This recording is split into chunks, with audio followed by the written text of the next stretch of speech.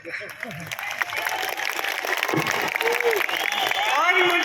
मुझे आपकी फोटो दिखाई किसी ने कि आप सब यहाँ इंतजार कर रहे हैं, तो मैंने कहा कि हमें किसी भी हालत में कोशिश करनी चाहिए और आपके पास पहुँचना चाहिए। मैं आपकी बहुत बहुत आभारी हूँ कि आप आज यहाँ आए मेरी बातों को सुनने के लिए।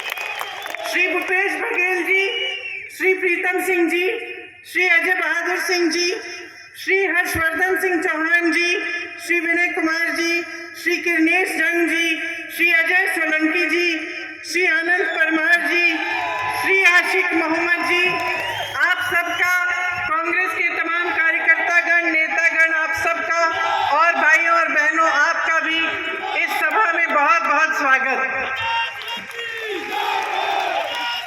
ये माता रेणुका जी की धरती है, भगवान परशुराम जी की धरती है, माता भंगाइनी की धरती है।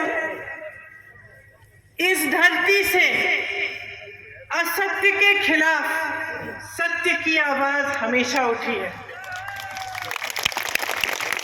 माता भंगाइनी साम दाम दंत भेद को पराजित करने वाली देवी थी। माता के आशीर्वाद से यही खासियत पूरे हिमाचल के लोगों की है। आज सिरमौर की जनता द्वारा मैं पूरे हिमाचल को संबोधित करना चाहती हूँ, आपसे अपील करना चाहती हूँ। चुनाव का आखिरी दिन है, 12 तारीख को आप वोट डालने जाएंगे। आपके पास, आपके सामने एक बड़ी चुनौती है। क्या चुनने जा रहे हैं? अपने आप से पूछिए। क्या सिर्फ आप 2 राजनीतिक दलों के बीच में चुनाव करने जा रहे हैं कि हम इनको चुनेंगे या उनको चुनेंगे, या आप अपने भविष्य के लिए अपना वोट डालने जा रहे हैं? जरा इस बात को आप ठीक से समझिए, क्योंकि इस मंच पर खड़े होकर आपसे कोई भी कुछ भी कह सकता है। आज मैं खड़ी हूं, मैं तमाम वादे कर सकती हूं, कोई और आएगा वो भी कर सकता है। आजकल की राजनीति बहुत बदल चुकी है। एक समय में जब मेरी दादी जी इंदिरा जी होती थी, मेरे पिताजी होते थे, तो एक अलग राजनीति थी। यहाँ पे जो बुजुर्ग बैठे हैं, शायद जब घर पे बैठकर आप चर्चा करते हैं तो आप यही बात करते होंगे कि दुनिया कितनी बदल गई है, राजनीति कितनी बदल गई है और कैसे बदली है। इस पर मैं 2 मिनट आपका समय लेना चाहती हूँ। देखिए, हमारे देश की जो राजनीति है उसका आधार कहाँ से बना, कहाँ से उसकी शुरुआत हुई, ये समझना बहुत जरूरी है।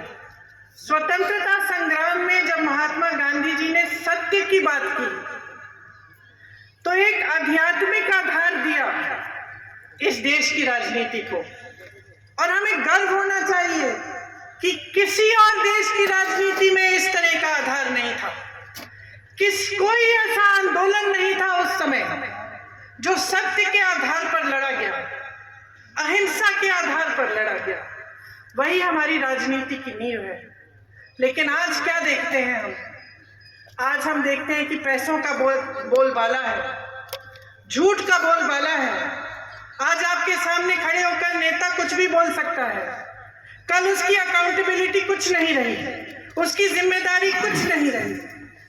कभी कहते हैं कि आपके लिए बिजली मुफ्त दिलवाएंगे, पेयजल मुफ्त दिलवाएंगे, और फिर 5 साल बाद आपको पता चलता है कि कुछ नहीं हुआ। तो एक माहौल बन गया है, मीडियाबाजी बहुत होती है। आप टीवी चलाते हैं, इश्तिहार देखते हैं तो ऐसे लगता है कि तमाम काम हो चुके हैं आपके प्रदेश में, लेकिन असलियत कुछ और है।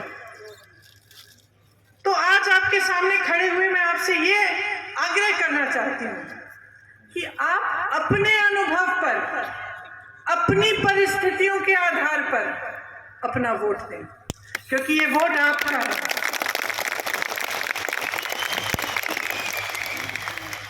आप समझते हैं कि 5 सालों में किसने आपके लिए क्या किया? भाजपा के बड़े बड़े नेता यहाँ आए, हिमाचल में मैं देख रही थी कुछ दिनों पहले, उन्होंने कहा कि कांग्रेस आपको स्थिर सरकार दे ही नहीं सकती। आजादी से लेकर अब तक सबसे स्थिर सरकारें किसने दी? और इस देश में अस्थिरता किसने फैलाई? बीजेपी ने। सरकारों को गिराने वाले कौन हैं? बनी बनाई सरकार, जनता द्वारा चुनी गई सरकार, और पैसों से विधायकों को खरीद कर उसको गिराने वाले कौन हैं? बीजेपी वाले। तो सच्चाई क्या है? सच्चाई आपके सामने है। इस प्रदेश को जब बनाया गया तो सबने इंदिरा जी से कहा यह प्रदेश चल नहीं पाएगा। इंदिरा जी ने आपके भरोसे इस प्रदेश को बनाया। यहाँ जो बुजुर्ग बैठे हैं उन्होंने ये प्रदेश बनाया, यहाँ के कर्मचारियों ने ये प्रदेश बनाया, यहाँ के नौजवानों ने ये प्रदेश बनाया। और पूरा भारत देश आज देखता है कि अगर सबसे शिक्षित नौजवान है तो हिमाचल के हैं, सबसे सक्षम है तो हिमाचल के हैं, सबसे जागरूक जनता हिमाचल की है। तो इस जागरूकता को आप कभी मत बुझाइए। इसे जीवित रखना आपकी सबसे बड़ी जिम्मेदारी है। मैं भेज दूंगा बाद में, आ जाएंगे। पिछले 5 सालों की स्थिति देखिए। हिमाचल प्रदेश 70,000 करोड़ के कर्ज में है, 70,000 करोड़ के कर्ज में है। यहाँ की 30 लाख नौजवान की आबादी है। तमाम नौजवान पढ़े लिखे हैं। आपने मेहनत की, अपने बच्चों को पढ़ाया लिखाया कि उनका भविष्य बने।